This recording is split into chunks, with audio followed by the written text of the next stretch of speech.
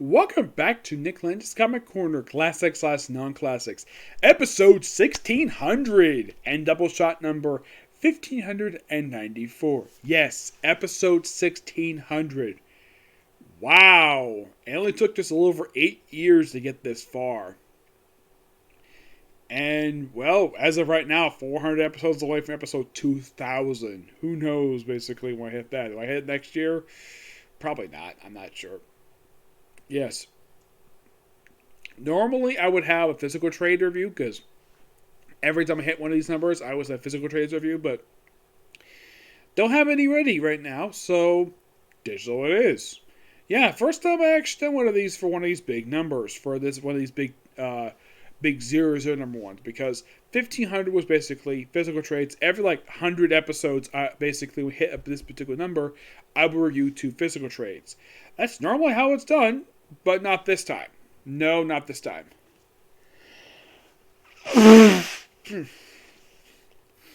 But we do have 2 trades to discuss here, and it's volumes 4 and 5 for Thunderbolts. First up, we have Thunderbolts Volume 4. No Mercy. Yep, we reached the finale for Charles Soule's run on Thunderbolts. Yes, it issue number 26. This book collects issues 2026, and that's it. The artwork is done by 2 different artists on here. Actually, 3. You have Carlo Barbaretti, who issues 2022. You have Kim Janito, who issue 23, and Paco Dinas, who does 22-26.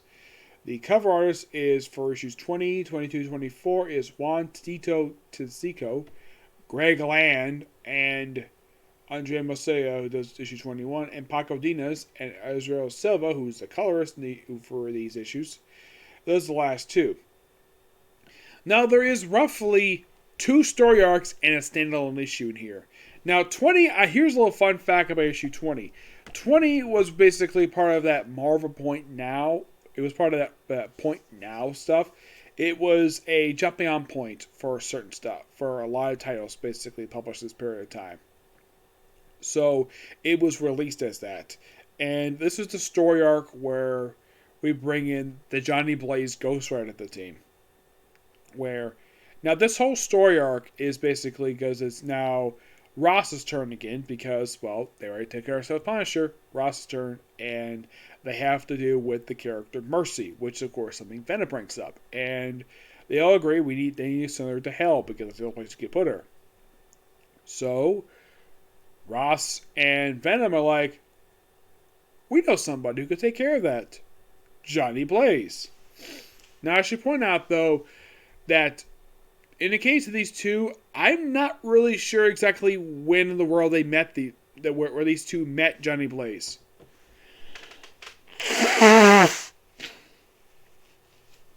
And as far as I can tell, I know Deadpool has met him at some point, yes. But you might ask, okay, has Punisher met Johnny Blaze before? Before this particular run, of course. No, Johnny Blaze has never met the Punisher. Okay. Elektra? No, he's never met Elektra before. This actually is the first time. So, they go and recruit Johnny Blaze, who just basically come up. Well, apparently they say his movie career failed, which I'm like, he's a stunt man.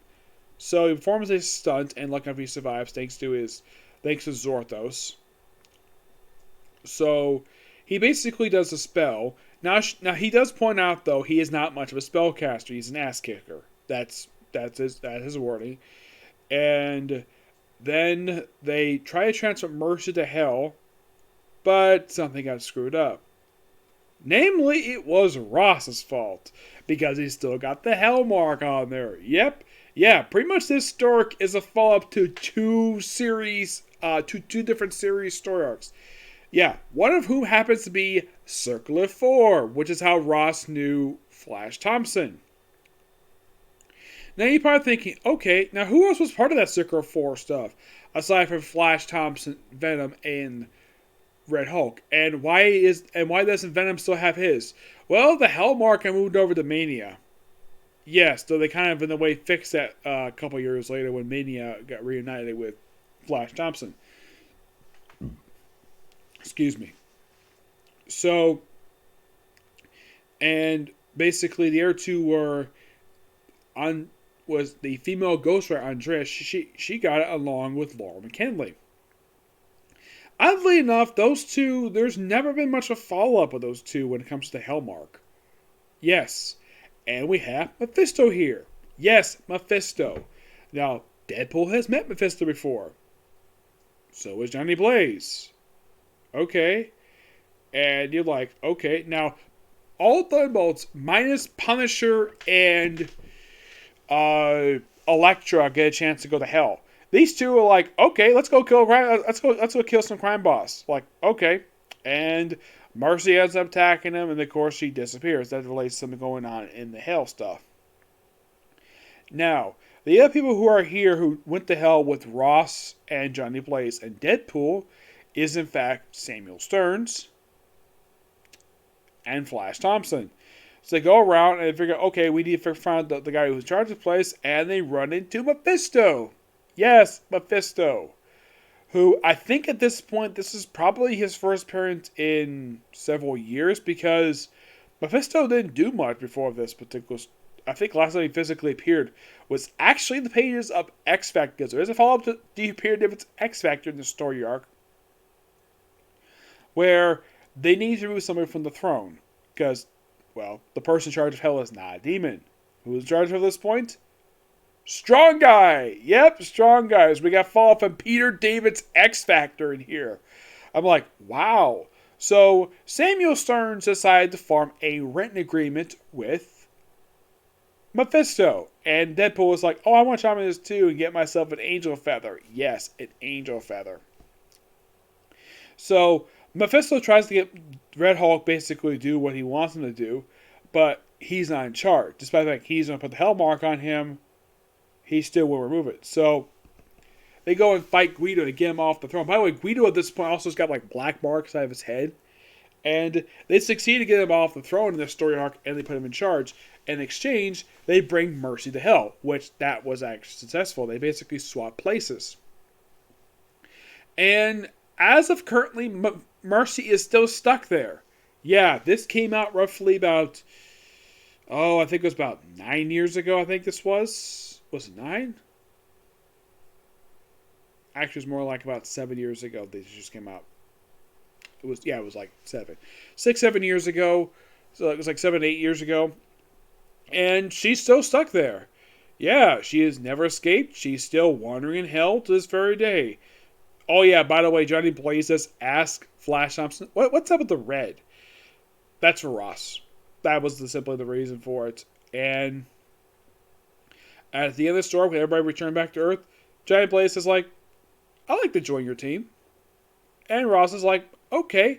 So he proceeds to basically power down the flame that's normally orange, and then it turns to red, and it remains red for pretty much the rest of this run. I'm like, having Johnny Blaze part of this team was awesome. And here's a fun fact about Johnny Blaze to become part of Thunderbolts. Because at the same time this story was being launched, when the story started, we had the launch of the all-new Ghost Rider series, where it had a debut of the Robbie Reyes Ghost Rider. Yep. Now, 23 is a standalone issue. The first one they've had is issue 19. This one is simply put, basically, we have no one of these turns again. And then pulls out Big Deadpool, and Flash Thompson's like, can it be my turn, please? Like, okay. So he wants to quit the team and want to kill him, and then they don't exactly succeed in it, and he leaves. And he's never seen the team ever again. Now, I do have a theory of why he was removed from the roster at this point in time. You want to know why? Because somebody at Marvel, or at least either was one of the editors, or it's probably Bendis who probably requested this, because he ended up going to Guardians of the Galaxy after this, where he remained for the next few years up until 2017. Actually, more like 2016. When he was on the team for the next couple of years. Yeah. It's all because he was basically put because I think that Bendis was probably worried about the sales with the book. They probably weren't as high as they probably wanted it to, so they need some extra star power. because they just moved Iron Man from the roster, so they need some more star power on the team because apparently the original Guardians are not enough star power, so they added. Well, Angela was already on the roster anyways, and she was probably a good sales boost for them, but not all that big. Well, once Neil Gaiman was upright, being co-writer for the book. But I figured, okay, we need some more star power, so they added the Flash Thompson Venom, who would back being his regular movement is higher. By the way, I've never mentioned it after this. And it was implied that Carol Danvers was joining the team in the free comic day issue that came out not long after this. Well, that turned out to be not true because if you read the issue, Carol Danvers doesn't appear in the book. Nope, she actually doesn't finally show up in the book until like the last issue of the Guardians Assembled story arc. Yep, that's when she shows up. Now, why in the world they decided to hold off on bringing Carol Danvers, I don't know. It's kind of odd. But they lost one guy. Okay, so the very next story arc is a weird one, to say the least. And this is how Charles Show ends his run. So now, since it's Ross's turn, the team decides to go down to South America again. This time, not to go to the dictatorship in the first story arc. Oh no. We're going to do something from his past. So he goes down there, goes on a little river ride, and, well, then he runs an old flame of his named Helen, who's an older woman who I would say by the appearance-wise the book, I mean, Ross is presumably in his 70s, I'd say. Well, 60s to 70s-ish. Mm-hmm.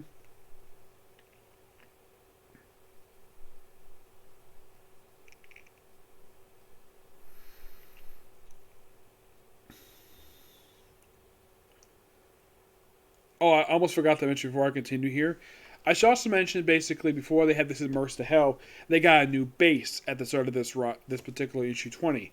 It's a bunker. Yes, a bunker. That was basically an old Gamma, I think it was old Gamma base that they moved into. I think it's going to basically do something he knew about, which had robots in the diner, LMDs. And of course, well, we had Samuel Stern set up the gamma reactor in order to get, and also he set up the Wi-Fi so he could get his brain work again. There's also a joke in here about Wikipedia, which I thought would be so hilarious. Wikipedia. Yeah, I thought this was so funny. So, also in this base, apparently they have an X-Jet for some reason. Yeah, I'm not sure where the heck Ross got this damn thing. Like, last time I checked, this thing is owned by the X-Men. Maybe they left behind at some point. I'm not sure because there's actually one of these in the actual like cave.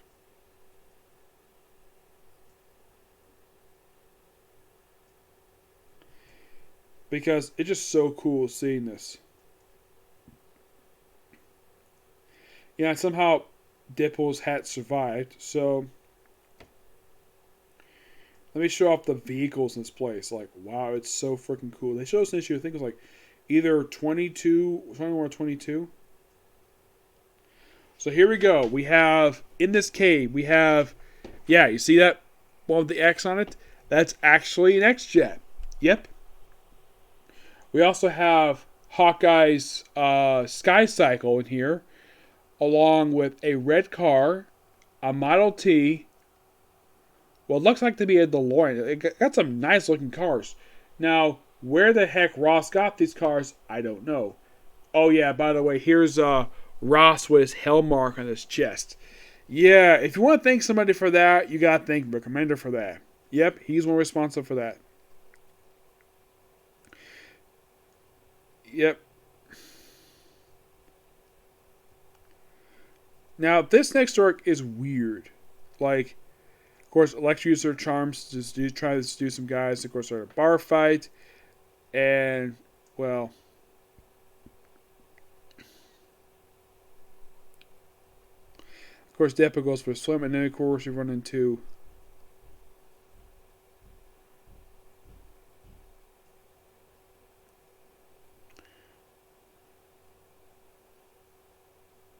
Yep, and her name is Helen. I gotta admit, very lovely woman. Apparently, she's on an old flame of Ross's. Whereas, like, oh yeah, sees Ross again. It's like, okay, let's make out with the old guy. Okay, whatever.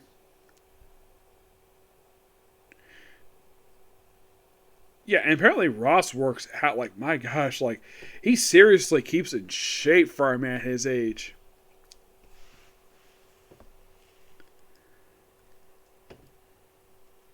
It's also shown that Helen's got some stuff in her hair. I'd say, or she probably keeps it dyed. But there's a secret about her, and it's kind of weird. So and then of course, then they battle some tentacles, some weird tentacle creature who ends up killing Johnny Blaze. Yeah, he kills Johnny Blaze in his human form, which okay. And then of course, Stearns basically has a conversation with their boat captain, where they talk about, oh, Ross and the woman about to do it along with Elektra and the Punisher. Now, I don't mind hearing about the fact Punisher Elektra, but really, do we need to hear about Ross's basically love life? And of course, at Deadpool kind of gets taken, and all of a sudden we get attacked. And then we have Ross. We have basically Elektra wearing black garb for some reason. Yes. We have Punisher in a pair of boxers. We have Helen in her panties and a tank top. And everybody's shooting off guns except for Elektra. She's probably the only one who just used guns. So they go to this weird temple, and slowly throughout this whole story arc, we have Thunderbolts getting killed one by one. Well, first it was, of course, Johnny Blaze, and it's a Punisher and Elektra. But hey, at least Punisher went out basically with a smoking hot woman in his arms. Yep. And as in the case of Helen, it's like, okay, so transformation. Yeah, and then Samuel Stearns gets stabbed by Deadpool, and Deadpool sort of dies. And then we have Helen turn to this. Now, what is she, you might ask? A deviant. Yes, as in the enemy of the Eternals.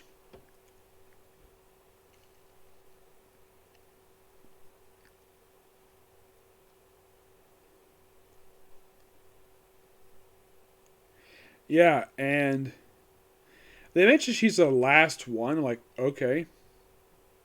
And you have Ross saying this, whatever this stuff a million times.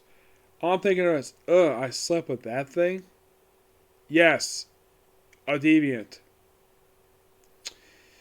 Okay. Yes, a deviant.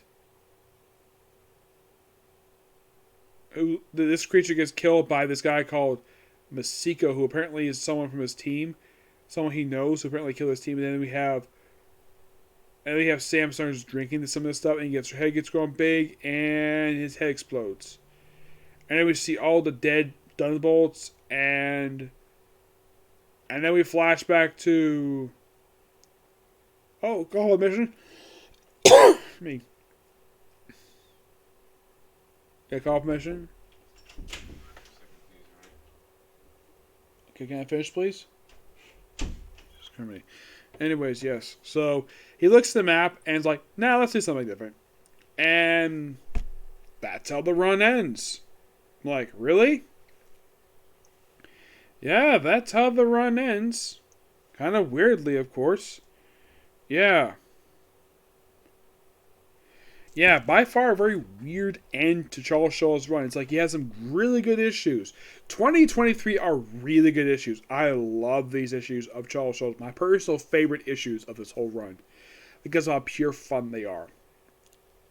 And he came up with this. And I think a lot of people probably thought at the time, especially when the issues concluded, like, well, I guess that's a series. But nope, we have 6 more issues of this. I give that story arc a 9 out of 10. It's definitely an improvement over the last story, especially in terms of artwork. Yes. Next comes the 5th and final trade of Thunderbolts. Punisher versus Thunderbolts. A 6-part story arc that also has the Thunderbolts annual. The annual is simply Thunderbolts working with Wand, which is a sub-agency of S.H.I.E.L.D. to take care of Doctor Strange. They also enlisted Bloodstone in this storyline. It's a really good story arc, a really good annual per se. Now, in the case of these final 6 issues, well, it's written by Ben Acker and Ben Bleeker, 2 guys who work together frequently in books. Now, I do appreciate these guys' work after this. This story arc is okay for its conclusion. Apparently, the Avengers find out about this for Thunderbolt, despite the fact these guys remain inactive.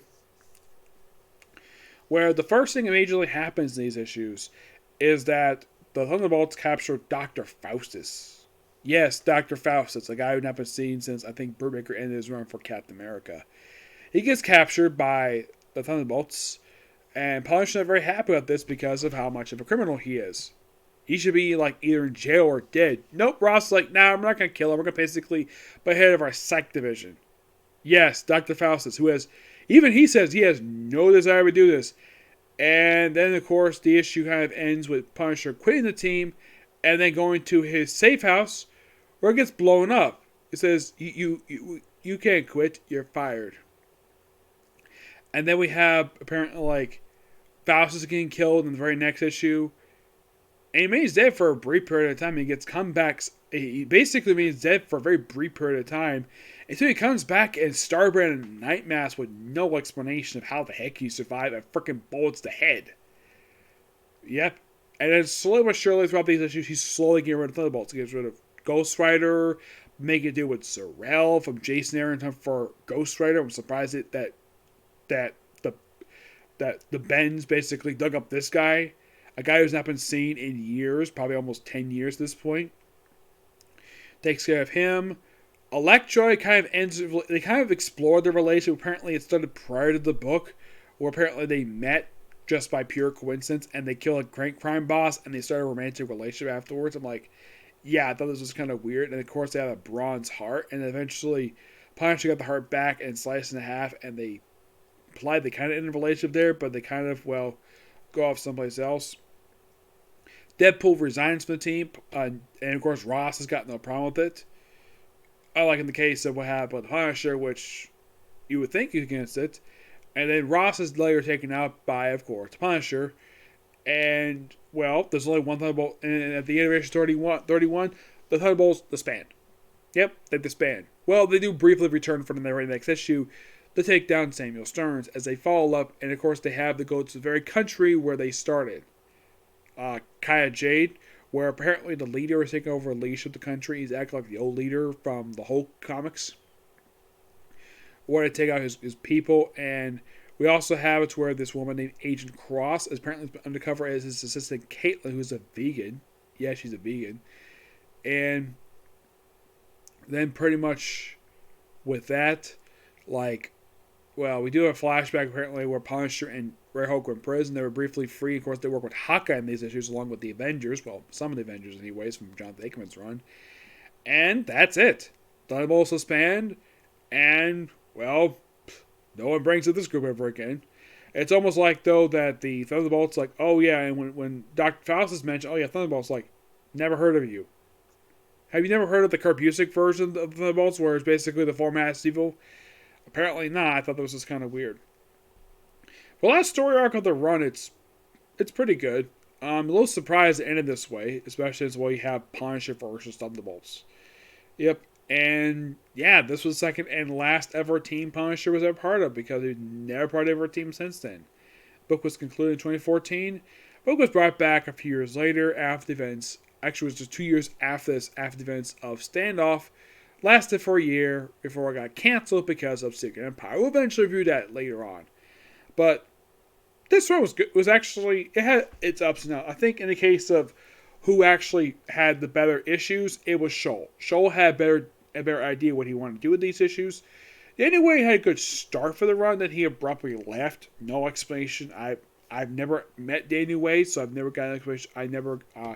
I'll ask him if I get a chance to meet in person of why the heck he left. Soule, I'm not sure why he left after only doing about 15 issues. Well, he did have the longest run of the title. Ben Acker and Ben Beaker had the shortest run at 6 issues. It's nice that this trade included the annual. I think that was great. This was the that came up prior to this actual story arc. But why not? It's not bad they put it in here. Yep. So yeah, that's a particular view. Stay tuned for my next view, which will be Restaurant to Another World. Yep. But yeah, hopefully when it comes next one of these big digit numbers, especially when we hit episode 1700, that it will actually be physical trades. Hopefully. Okay? But, until the next video. Bye.